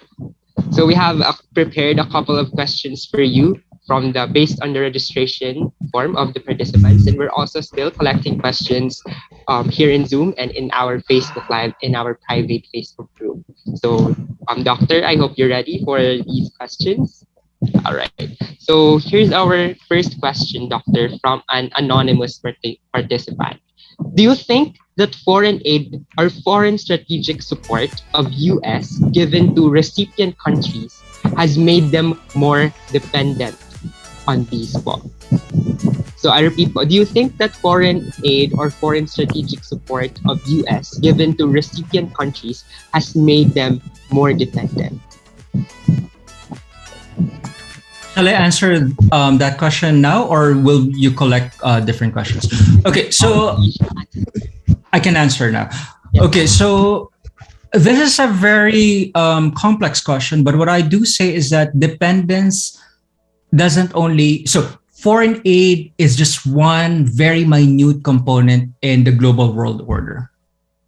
So in the global order that we have right now, the strategic position of many countries in the global south. So if you look into the post 1945 world order, this is a world order that can be characterized in terms of stratificatory differentiation. So when I mean to say, so Viola, for example, used the term stratificatory differentiation to the extent that different countries are stratified. So there is a hierarchy in countries. You can see this, for example, in passports, right? Passport or citizenship is an acquired property. I mean, you did not choose your parents and your parents did not choose their citizenship. And therefore, if you have a Philippine passport, you can only enter several countries without a visa. Whereas if you have a passport from the Netherlands or from the United States, you are more likely to enter other countries. So in other words, there is a sense of stratification. This stratification is also reflected in terms of the large number of resources that the country has. Secondly, there's also differentiation. So differentiation is that even though the normative principle of international law is that all countries are sovereign co-equals, but in practice, that's totally different, primarily because of the large gaps in terms of resource endowments. Now, resource endowments would include foreign aid. But the case here is that why is it the case that the United States and European countries have more resources than the Philippines, right? Why is it the case, for example, that here in the European Union, we enjoy, a relatively robust healthcare system, whereas many countries in the global south don't have that, right? It's primarily because of the rules of global economic governance, not necessarily foreign aid, right? I mean, in the post-colonial world order, before many colonies were decolonized, so former colonies which are now decolonized, rich countries or former colonizers could have redistributed wealth, right? And different sorts of resource endowments. But obviously that did not happen. And therefore, this created path-dependent gaps in terms of resources. Can you just imagine? So I'll give you an example before I close off this, my response to that first question. If you look, for example, into the politics of chocolate. So we all love chocolate, or at least many of you love chocolate. But if you look at the politics of chocolate, the biggest chocolate producers and companies are based here in Europe. Switzerland, for example, is the biggest country producer of chocolate. The big major billion-dollar brands are in Europe, for example. But European countries don't grow and farm the trees that are needed for cocoa, for chocolate. They are usually coming from low-income countries near the equator, particularly in Africa, West Africa. Many of them are in South America. And the global politics of chocolate come from slave labor. Children are being enslaved in many of these low-income countries.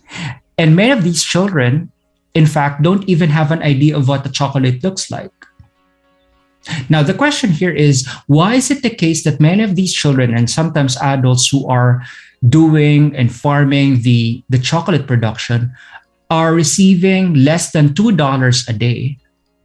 Whereas if that chocolate is being produced here in Europe, it costs hundreds of dollars, depending on the type of chocolate. That is a difference in terms of how we value labor in the global economy. And those are the rules of global governance. So going back to foreign aid, donor countries might tag foreign aid as aid. This is something that we give you. We have this, we have the option not to give you, but we're giving this to you out of altruism, right, or charity, but it's not really the case. This is something that resulted from asymmetries in global material power that were reinforced and bolstered by the unfair rules of global economic governance. One class example would be the COVID-19 pandemic. COVID-19 vaccines. The vaccines were licensed. There was a move within the Biden administration to license the vaccines for free. But the European countries blocked that initiative. Germany, for example, blocked that initiative because the BioNTech, which is a German firm, is the inventor of the Pfizer vaccine. And once you produce an open access vaccine, license-free vaccine, that reduces the income of the company, but also the countries that are involved.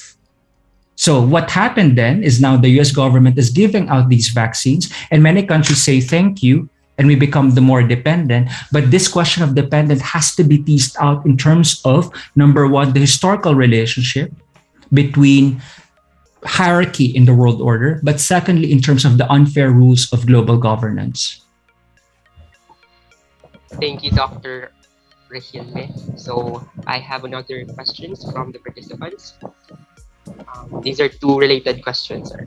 A doctor, I mean. So what do you think prompted the differences as to why countries perceive US foreign aid compared to foreign aid from other countries like Russia, Japan, and China? And then second is that you mentioned different countries in your discussions that have received the most foreign aid. But how come that after receiving the most foreign aid, they are still relying on foreign aid up to this day from United States of America? So what are your thoughts on these questions, Doctor? So foreign aid is largely, in the economic literature, this is considered as a fungible resource. So when you say fungible resource, it's subject to arbitrary spending. Once foreign aid amounts enter the coffers of the recipient state, it is up to the state to spend it. And more often than not, the way the spending patterns of foreign aid are devoid of checks and accountability. So different sorts of compliance standards. Why is that? Unlike taxes, right? When you pay taxes, that goes through the BIR and it goes through the coffers of the state. You have different agencies that look into how these taxes are spent based on the rules of the government, right? The existing auditing rules and auditing standards. Foreign aid doesn't go through that. And if there are, right, these rules become more and more susceptible to manipulation and corruption, especially during crisis period. So foreign aid is, number one, an opaque resource in terms of democratic accountability. And secondly, right, foreign aid was not meant to solve all the problems of the countries in the global south. They're there to actually have their own intended purposes, right? Depending on the time period and the shared purposes of the donor and recipient government.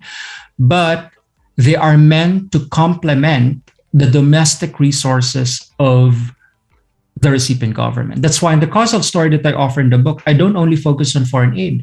I also focus on the domestic resources, how the budget of the executive branch of the government was spent and for what purpose. So foreign aid was not meant to solve all the problems, because if you really want to solve a lot of the problems in the global south, right, we have to rewrite the rules of the game at the global level.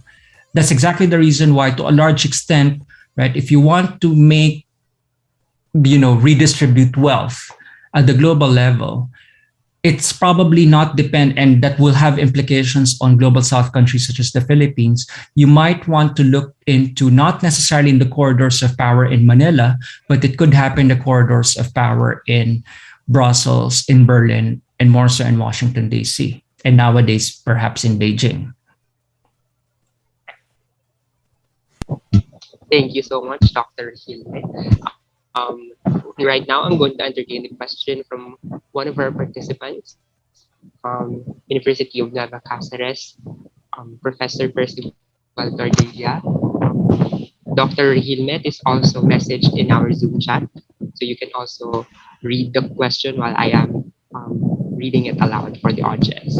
So number one, would reducing or even stopping US aid for certain countries increase the likelihood of human rights violations, or would it contribute to conditions that make these violations more common?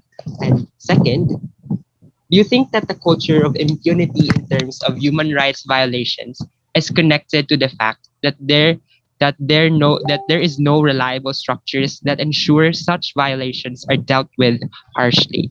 So your thoughts on this, Doctor?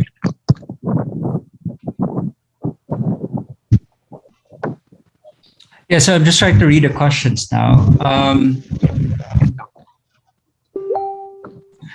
So the first question is about reducing or even stopping foreign aid. Well, if you stop U.S. aid, other countries. So I'm talking about this in general, not only to the not only the Philippine case. Global South countries have a way to look for other prospective aid donors, and nowadays China is becoming a big player. And China provides foreign aid for countries that might have been shunned away by the US foreign aid program. And China might have a different set of priorities and modalities in terms of delivering foreign aid and for particular purposes. So, having said that, sure, you can stop foreign aid, but there are other countries that will provide foreign aid. And nowadays, China is a big player. And one can say that perhaps in the scholarly literature, what they're saying is that Chinese foreign aid tends to be much more conducive for human rights abuses. That is still an open ended question, but there's preliminary evidence that Chinese foreign aid doesn't have that normative discourse of human rights and democratic governance to the extent that it actually stimulates more authoritarian measures. Second question is culture of impunity. So, one of the prognoses here in my study is that foreign aid should really invest more in tackling this culture of impunity. That means to say, number one, improving the professionalization and the institutional capacities of the judicial apparatus. In the judicial apparatus, you have a lot of cases, it's understaffed, right? So there are a lot of problems. So therefore, if you are a human rights victim, or you are the parent, for example, of a human rights victim, or someone suspected to be killed, to have been killed by the police or the military, it is very difficult to file a case, right? Especially I mean, if you look into the current situation, that's another story, but it's very difficult to file a case. And the judicial branch is inundated with a lot of these cases. There's a problem with judicial professionalization and capacity building. So aid has to tackle that. Secondly, there's also a problem with professionalization within the police and military. So perhaps we also need to ensure that these institutions are provided the tools, but also awareness on their commitments to fundamental human rights as guaranteed by the Constitution. In fact, the Aquino administration, so I'm talking about the Benigno Aquino administration, did a lot of institutional measures to improve human rights. For example, during the Aquino administration, every regional desk of the AFP, the Armed Forces of the Philippines, had a human rights officer. So there were so many of these kinds of human rights building program, even within the military and the police. But obviously, the executive branch's power on improving this takes a lot of time. Number one, it takes time to improve these outcomes. So having said that, these structures have to be addressed, but they take a lot of investments, both from in terms of foreign aid, but also domestic resources. And in competitive electoral democracies such as the Philippines, right? I mean, presidential administrations come and go, and they have different priorities. Thank you so much. All right, let us proceed with the next question. I am bombarded with a lot of questions, Dr. Regilme. I hope we still have a lot of time. All right. For the next question, this is coming from our class, Dr. Regilme. So this is our class question to the discussion. With the rise of China's Belt and Road Initiative and its rising presence in the Middle East, Europe, and the Indo-Pacific, through granting aids and support even with nations deemed hostile, where does that leave U.S. power and influence in the world, especially during the wake of Trump's isolationist policies and Biden's withdrawal from Afghanistan? Does this usher in a new world order? I will also send the question in the chat for you to read. question, sir? All right.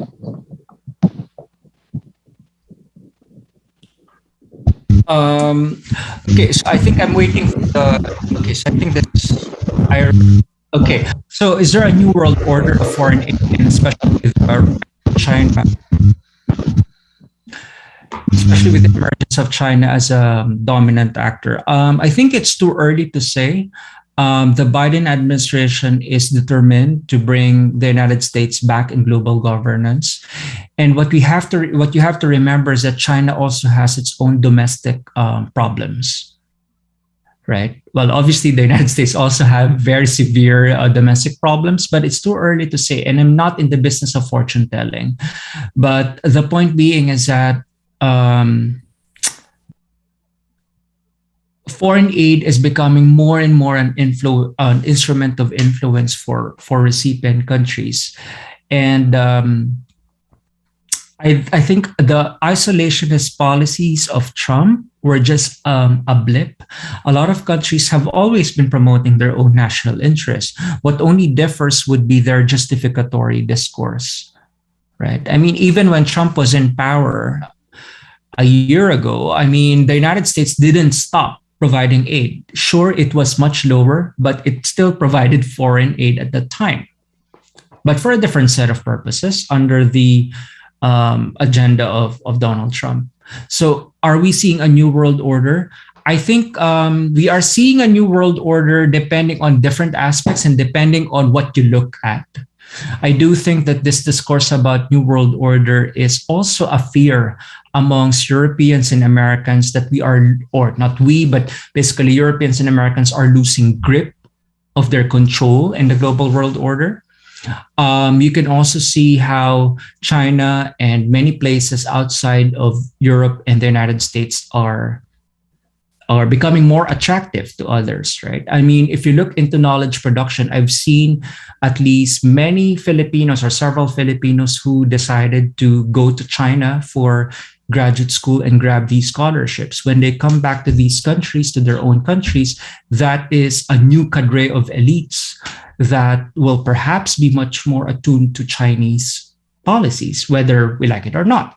Whereas before, the top choice was really the United States and to some extent those who went to Europe. And when they come back to their countries, they produce a kind of scholarship that might be attuned to Western interests. Now, are we seeing a new world order? Perhaps, but it really depends on which dimension of world politics you're looking at.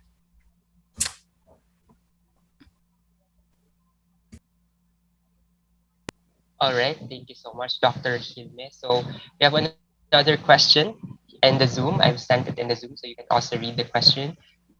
Did the US foreign aid justifies their economic superiority or hegemonic economic status, not only to supply or aid other countries, but also to warn other countries of not intervening them in the future, especially in military dominance?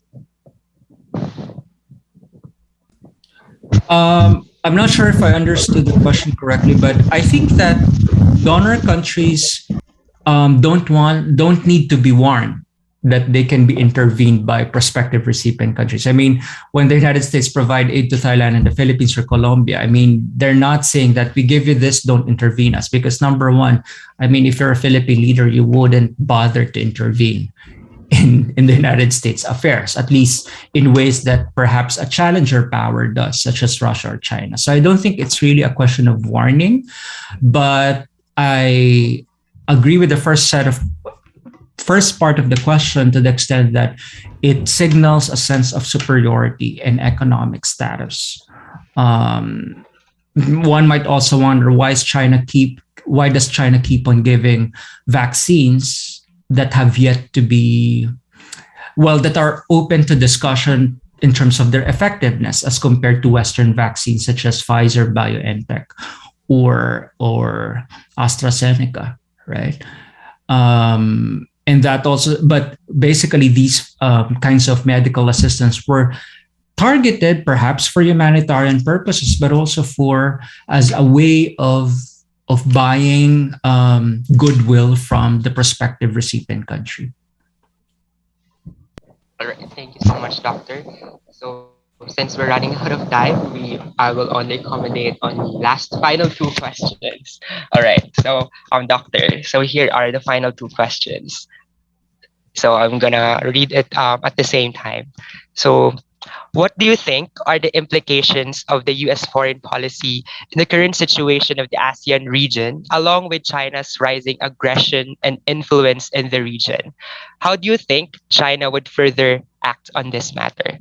And the final question would be, this is in relation with the 2022 Philippine elections. So with the upcoming 2022 Philippine elections, do you think it would be strategic for candidates to align their foreign policy in support of US foreign policy or China's foreign policy? And how do you think it will affect the general voters' perspective of these candidates? Were you able to get the questions, Doctor? Yeah, so the first set of questions regarding what China would probably do. So this is a predictive question. So I'm not in all the political science has a predictive function, but I'm not really in the business of fortune telling. What we do know is that China is in the verge of expanding its political influence beyond its own immediate region, and there's nothing exceptional about that because the United States also did that.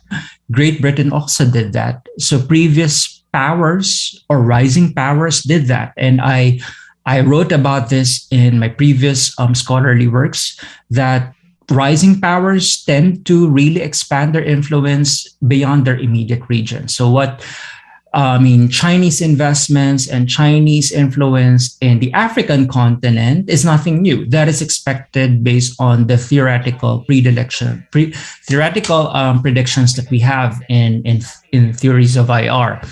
So, how would China act in the case of Afghanistan? I think if I understood that correctly, I do not know. What we do know is that it is expected that China will expand its influence, especially because there are a large number of reasons for that. But if you are coming from a historical materialist perspective, the idea is that China needs to keep expanding its influence, primarily because it needs resources and it needs markets for its own products and goods. So, in other words, this political and military expansion is co-constituted by economic interests, not only in terms of short term, but in the long term. That's nothing new about China, by the way. I mean, the United States did this. I mean, the United States expanded, the Mutual Defense Treaty and as well as the United States protection on Europe right after the Second World War and even until now, the security guarantees of the United States was not purely about military and political security, but it's also about protection of American capitalist interests. So that's number one. I think the second question is about the 2022 Philippine elections. I think I could send an open access article to the organizer, but I recently published an article in Political Geography. It's called Contested Spaces. It's a long title, but it starts with contested spaces, but it looks into the 2016 and 2019 electoral data. And how basically the question is how can we understand the politics of contestations and legitimation of authoritarian regimes in the context of the Philippines? And what we found out was that there is still an overwhelmingly large support for democratic forces within the country, even in the 2019 elections. What only happened was that there is a fragmentation of, I would say, democratic candidates, especially in the 2016 elections. Is it wise for candidates to align their interests, whether it's not China or the United States? Well, this is a normative question, right? It is a normative question because it is a question of ought. What do they need to do? I'm not a theorist. I'm not a moral theorist, but what I argue is that, the current constitutional order of the Philippines mandates that the only loyalty of elected politicians and civil servants should be on the Philippine interests, neither Chinese or American interests. How you define Philippine interests really depends on who is in power. What we do know is that in the case of United States foreign policy, especially with the Biden administration, they are promoting this kind of discourse of open democratic contestation. And in the 1987 Philippine Constitution guarantees those fundamental rights. So, normatively speaking, if you are a Filipino voter or citizen, you must be voting based on whose candidate is best positioned and committed to guarantee the constitutional mandate, particularly on fundamental human rights and democratic governance. And we're talking about here previous historical record, not a sudden flip just because there's a 2022 election. So my point being is that some of you might, I think this question is disguised into a question of what could happen next year. And I can imagine, perhaps I'm sitting here in a comfortable room, but I do know the frustration in the Philippines about the current situation. If you read my article, there is always hope. And I think it really depends on the collective actions of those who are believing in democratic ideals. This question is disguised into a question of what would happen next year. All right.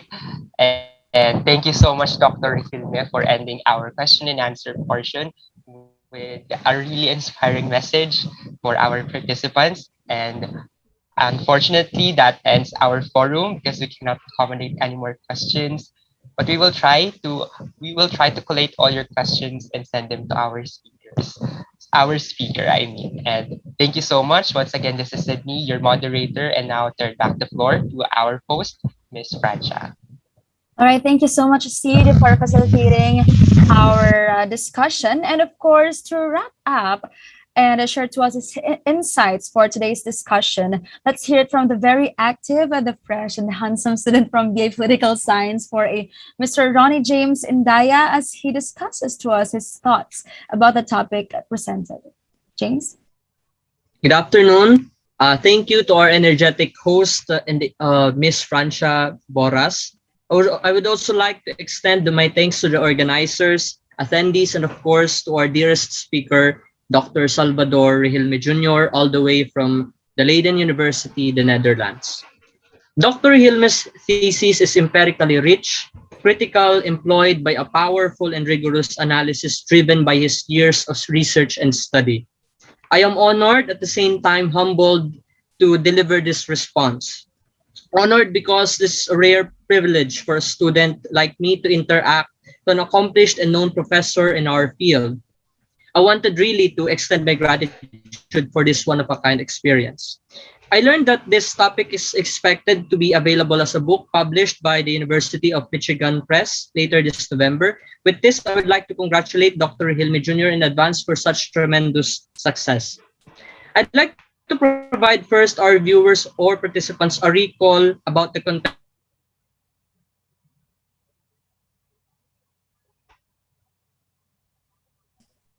topic. Who are those nations benefiting US foreign aid and why US is doing this? In US Strategic Assistance and Human Rights, here Dr. Regilme set the question of whether foreign aid undermine human rights in recipient countries. And he focuses on the physical integrity rights. I would also like to highlight how he used the term foreign strategic assistance than foreign aid. He also shared to us the interest convergence theory. If I am not mistaken, this theory is coined by Derek Bell, known in the field of study on critical race theory, which stipulates that Black people achieve civil rights victories only when white and Black interests converge. However, in this case, it explains the way foreign aid impacts human rights depending on the outcome of the substantial content of the shared discussions of donor and recipient countries. Global war on terror focused to a royal strong republic, the Philippines having the mutual defense alliance with the US. Our speaker showed how the partnership of these two nations with the common goal of curbing global war and terror affects human rights through the use of foreign aid. And lastly, is about the riveting report of the US strategic assistance in the global South. Now, let me proceed with my sharing of understanding by first setting into context US foreign aid policy. During the Cold War, US foreign policy was mainly used to fight against the potential Soviet military threat and to support allies, to contain communism, in other words. By the fall of the Soviet Union, making US the sole superpower together with the rising force of globalization, there has been a shift of foreign aid policy focused on developing countries, which emphasized political conditionality attached to it in order to encourage political reforms such as democratic process and securing human rights. This is where aid imperium enters and poses a daunting question. Why does an increase in foreign aid from the United States appear to correlate with a rise in human rights abuses in recipient countries? What I found interesting and important to highlight here is the differing view and argument of Dr. Regilme's contrary to this conventional notion of the West, this Western-centric idea where there's a lot to blame depicting the corrupt and undeveloped South. From here, Dr. Regilme powerfully argued that what we deemed as periphery or passive actors, meaning the beneficiaries, are not really passive at all. Instead, he invites us to look at in a different view contrary to this Western narrative, that these countries actively shape their own trajectory and strategically embed locally in a certain way that adopts the country's needs and of course according to its own circumstances. This is interesting because we will understand the dynamics of foreign aid affecting certain areas, particularly human rights. And this actually support the premise that indeed foreign aid is really not into the question of good or bad, but rather a tool that will transform depending on the agenda of both the recipient and donor country as it reflects from the data presented by Dr. Regilme.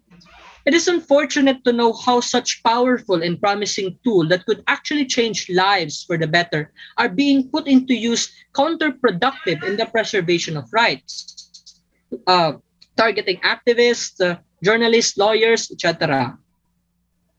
I was bothered at the same time saddened by the data presented concerning the lack of judicial power, the corruption of judicial and coercive apparatus, our police, military forces. In effect, we failed to stop and in fact persist a culture of impunity, even without a declared policy or state-initiated operations that will undermine human rights, such as in the case of the administration of Aquino III. This is because of the fact that such institutions are failing. They are endemically corrupt from the roots, where even a leader with a good intent cannot resolve. This manifests strongly an internal reform to change this backward culture. It is also worthy to note how intelligently Dr. Regilme managed to present us with a solid and credible figures by cross-checking the data from USAID Green Book and the data from the local human rights group as he answers his main thesis. I want to say further that this is powerful academic research that will offer rich and an in-depth explanation about foreign aid, where we usually view, at least from the perspective of a general viewer, uh, positively without realizing how it impacts our domestic policies for the worst. Personally, this topic is novel to me. Not so many researchers are into this. And this project of Dr. Hilme fills that gap, a brilliant and original study brought by his dedication and aptitude. With this, Dr. Hilme, I am left with certain questions that I'm aching to ask, if you don't mind. This question will also serve as my conclusion for this segment. Number one, Dr. Hilme, what do you think is the driving force causing U.S. to shift from typical economic aid to national security development in certain countries, especially during the Biden administration? That's the first question. And number two, in your study, did you see a pattern where foreign aid weighed much beneficial to the donor country than the recipient? If so, in what way? And how can we, the recipient, change this scenario? Thank you so much, Doctor. This is my honor.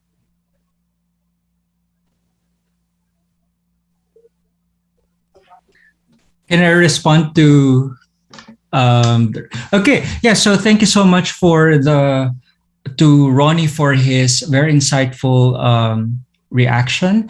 And thanks for the thoughtful insights. I'm very impressed with the students of Bicol University.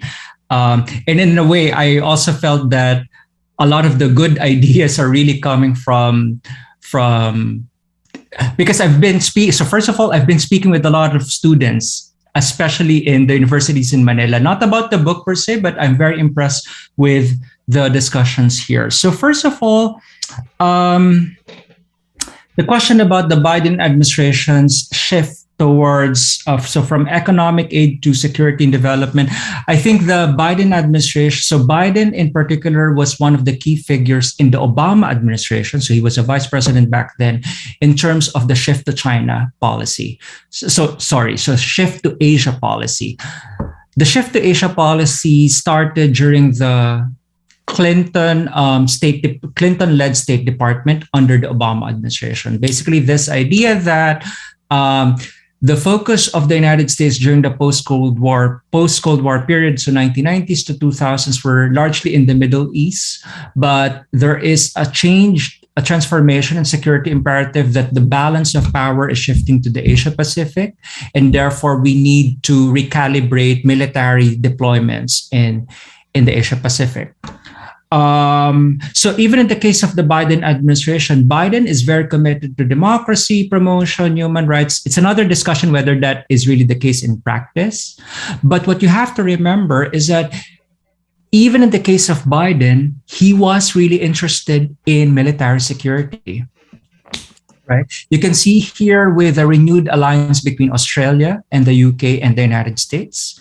And even during the Trump administration and the Obama administration, so Trump might say, I'm not interested in US aid, but in fact, and even the current administration in the Philippines, I'm not going to name the name, but the current administration in the Philippines is saying that the United States we're not interested in the United States anymore, at least in the first 3 years of the current administration in the Philippines. In fact, US military deployments are still very active in the Asia Pacific. Many of these naval deployments pass through the Philippine territory, even if you have a person in Manila saying that I don't like the United States anymore. Right? So the point being is that the United States foreign policy and foreign aid in particular has always been about the converging interests of the policy establishments, the political elites, both in the United States, but also in the Philippines and the recipient country.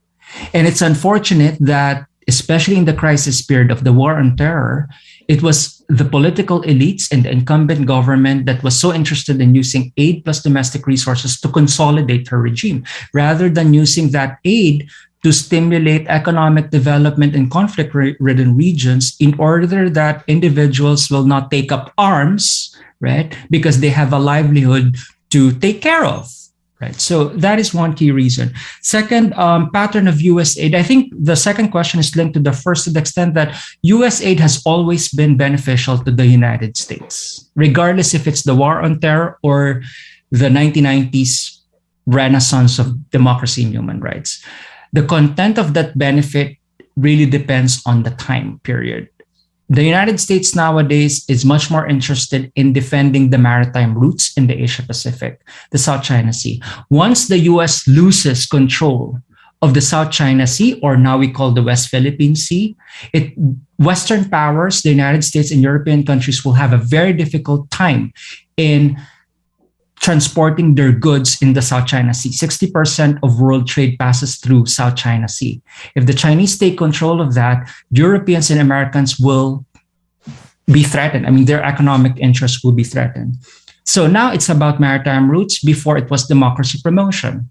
During the Cold War, the United States was very much interested in using democracy vis-a-vis communism against the Soviet Union. But in fact, the United States was supporting covert operations, military operations in the global south in South America, or even the Marcos regime in the Philippines, right?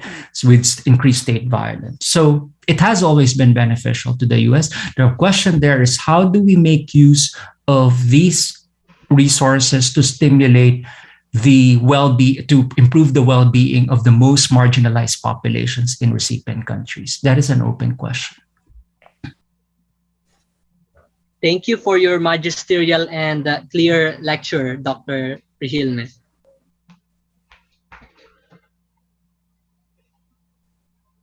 Thank you so much, Ronnie, and the organizers. All right, thank you very much for that Ronnie James Indaya for facilitating the discussion, and also to Dr. Regilme. And at this juncture, we are coming very close to the end of this activity. But before that, we would like to extend our sincerest gratitude to our resource speaker, Dr. Regilme, for gracing our event today as we award to him the Certificate of Commendation. Let me read to you the citation.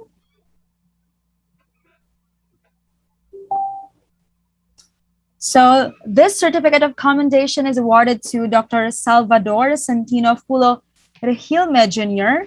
for imparting his knowledge and expertise as a speaker on the topic international relations and human rights during the Aid Imperium, United States foreign policy and post-Cold War Southeast Asia with the theme understanding regional issues, creating solutions, strengthening shared values through international relations, held on October 4, 2021 via Zoom and Facebook Live. Given this fourth day of November 2021 at Bicol University College of Social Sciences and Philosophy, Daraga Albay, Philippines. Signed by Ms. Patricia Rene Latagan, the overall head of this webinar, Denmark Kim Briones, the president of a political science club, Mr. Peter Adam Daet, the advisor of MC9 seminar on special topics and political science, Professor Eileen B. Sarte, the advisor of political science club, and Dr. Cesar Arau, the chairman of biopolitical science department. Thank you so much, sir. Thank you so much to everyone, particularly the student organizers, to Professor Peter Daet, the administration of Bicol University. It is an honor for me to speak with you all, albeit virtually. Perhaps some of you might have known, or I mentioned this to Professor Daet. My father has some roots from the Bicol region, so particularly from Albay. So this is an honor for me and a rare opportunity to speak with you all. So thank you so much for the discussions, and I wish you all the best for the future. Yes, thank you so much, sir. And again, let's give him a virtual round of applause. But before we let you go, sir, for the photo opportunity, we are requesting every one of the participants here in the Zoom meeting to please turn on your cameras for a photo opportunity together with our dear resource speaker for today. So may we request also the assistance of the technical team for the photo opportunity. So as we wait for everyone to turn on their cameras, I would like also to thank the organization partners of this webinar event for today. We have Bicol University Student Council, the BU College of Social Sciences and Philosophy College Student Council, Buklod or Bicol University UNESCO Club, Buklod BU, League of Liberal Reformists Reforma, Bicol University League of Democrats, Bicol University Integrity Crusaders, League of Liberal Reformists Reforma CSSP Chapter, Red Cross Youth Council, Young Philosopher Society, Order of the Blue Feather Society, Ciencia, BU League of Democrats CSSP Chapter, Olympia Club of Sports and Recreation, Peer Counselors Organization in support of a Philippine Youth Development Plan and Peace Building and Security. All right, thank you so much. And now I think everyone is ready for the photo opportunity. Okay na po ba from Tech Team? Can I hear a cue? Yes po, okay na po. All right, so I will be counting. Okay, so 1, 2, 3, smile. All right, another one. And 3, 2, 1, smile. Last. Sorry, sir. All right, last. Okay na ba, everyone? In 3, 2, 1, smile. All right, there you have it, ladies and gentlemen. Thank you so much, Sir Regilme, for gracing our event for today. Our sincerest gratitude for you, and of course to everyone who joined us live on our Facebook page, and also the participants from the University of St. Anthony and University of Nueva Cáceres for joining with us today. And of course, the success of this event for today won't be possible without the support of the following partner organizations. Once again,